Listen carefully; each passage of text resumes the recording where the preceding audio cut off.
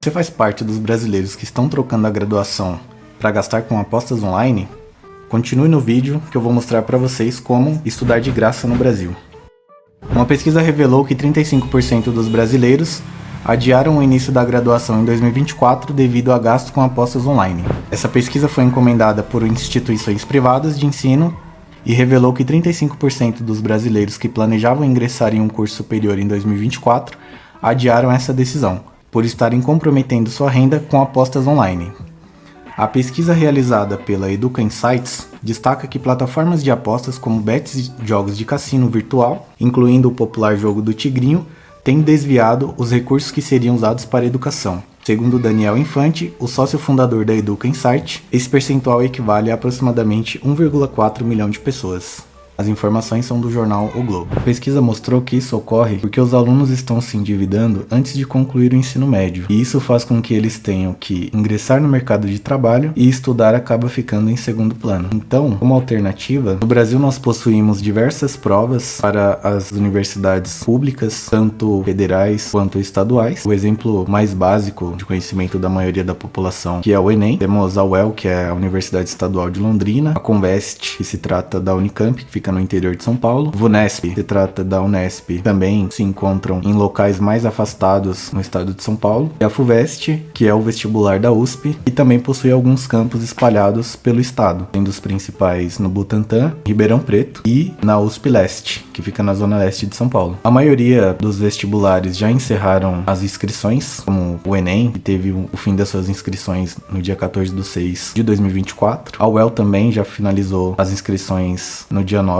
de setembro, também a Unicamp. E os dois que ainda estão abertos são a VUNESP e a FUVEST. Eu, inclusive, já realizei a minha inscrição para a FUVEST desse ano. Pretendo concorrer pelo curso de Matemática Aplicada. Para todas essas provas é necessário pagar uma taxa. Então, desde o Enem custa R$ 85 até a FUVEST, que está com o valor invertido aqui com a Unesp. A FUVEST, na verdade, cobra 211 e a Unesp cobra 210. Então, uma pequena correção. É possível solicitar a isenção dessas taxas, desde que sejam feitas no período correto também. Então, tem um prazo inicial para solicitar essa gratuidade. Lembrando que os alunos do terceiro ano do ensino médio, eles já possuem a isenção automática. Basta apenas realizar a inscrição no site do Enem para ter essa gratuidade. Já as outras provas, precisa realizar um processo um pouco mais burocrático, onde você precisa enviar os documentos relativos à renda familiar, caso você não more sozinho, comprovantes de endereço, cópias de RG e CPF, por exemplo, para que eles possam comprovar realmente a sua situação financeira e não cobrar essa taxa de você, né? Vou fazer um cálculo bem rapidinho aqui. Para realizar essas 5 provas aqui, dá quase R$ 1.000, né? Então, fazendo um vídeo para uma pessoa que precisa fazer uma universidade de graça, não tem dinheiro para pagar, então tem que levar em consideração que R$ 1.000 vai fazer diferença, né? E como as isenções esse ano já acabaram, é possível se programar para poder realizar essas provas no ano que vem. E aí seguir o cronograma certinho dos vestibulares, de acordo com o edital de cada um, para solicitar essas isenções dentro dos prazos. Uma informação que eu acho relevante mostrar para quem continuar estudando, tem interesse, é a relação de inscritos por ano no Enem. Então a gente vê que desde 2014, onde houve um pico de inscritos de aproximadamente 9 milhões, esse número tem caído durante todos os anos e cada vez menos as pessoas se inscrevem. Então isso significa que a concorrência também diminui, levando em consideração que o Enem ele dá acesso à maioria das universidades do país. O Enem é uma prova mais generalizada que facilita o ingresso da maioria das pessoas. Então, para quem não tem alternativa de pagar porque está endividado e precisa de uma alternativa, o Enem continua sendo a melhor opção entre essas que eu listei. Eu já sou formado em exatas pela USP e prestando o curso de Matemática Aplicada e dando uma olhada nas notas de corte do ano passado, dá para ver que a concorrência ela é baixa para esse curso. Então, conseguimos ver aqui que são 33 vagas para o curso, sendo 20 para ampla concorrência, 8 para escola pública e 5 para PPI, onde basicamente precisa acertar 30% da prova para ir para a segunda fase. Então, é uma prova constituída por mais de um dia de prova e tendo uma nota mínima de corte para ir para a segunda fase, você concorre com as outras pessoas que foram selecionadas juntamente bastante com você. Dá pra ver que é um curso pouco concorrido. E como eu tenho bastante afinidade com o curso de matemática, eu preferi escolher esse curso para ocupar um pouco do meu tempo e também para ter outras oportunidades, né? No Brasil é bastante importante ter um vínculo institucional com uma universidade, porque aparecem oportunidades de estágio que você só consegue realizar um contrato caso você tenha esse vínculo com alguma universidade. Então, devido a várias variáveis da nossa vida, eu acho que é sempre bom prevenir e sempre estudar, porque além de ter essas possibilidades de emprego, também existem outros benefícios que estão atrelados a essas atividades. Então, pesquisando no Google as notas de corte da USP, você consegue saber qual é a nota do seu curso de interesse. Pesquisando pelo Enem também dá para saber qual é a nota de corte do seu curso de interesse e assim por diante. Então, isso facilita bastante na hora de estudar, para ter algo em mente, quanto que você precisa acertar para ter alguma chance de se classificar para a segunda fase e concorrer a uma vaga nas universidades públicas. Ao contrário do que muita gente pensa, eu acho que esses vestibulares que são separados, eles têm uma facilidade maior em relação ao Enem devido ao seu modelo de prova.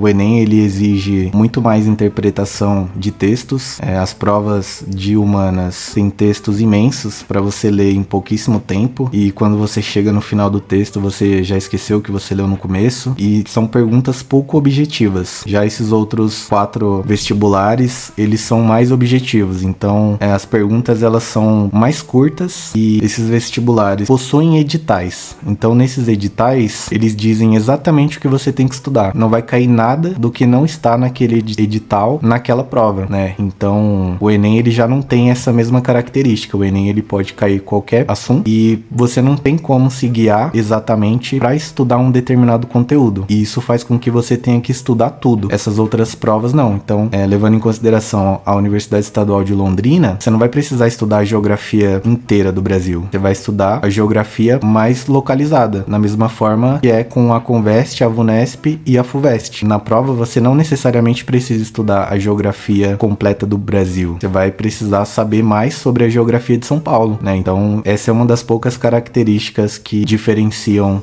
essas duas provas, né? Então, as perguntas são mais objetivas, tem menos interdisciplinaridade entre elas, não tem aquela coisa do Enem que você está respondendo uma pergunta de inglês, só que quando você termina de fazer a interpretação, na verdade é uma pergunta de matemática. Essas provas independentes, elas não têm isso, mais fáceis do que o Enem. Então, você consegue focar mais nos conteúdos que realmente vão cair. Por exemplo, os livros de literatura.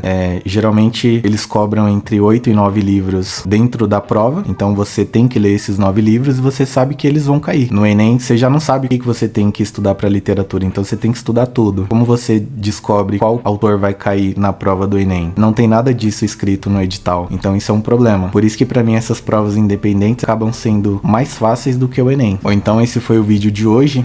No próximo vídeo eu vou falar um pouco sobre os benefícios que eu tive estudando de graça e o quanto eu economizei por conta disso.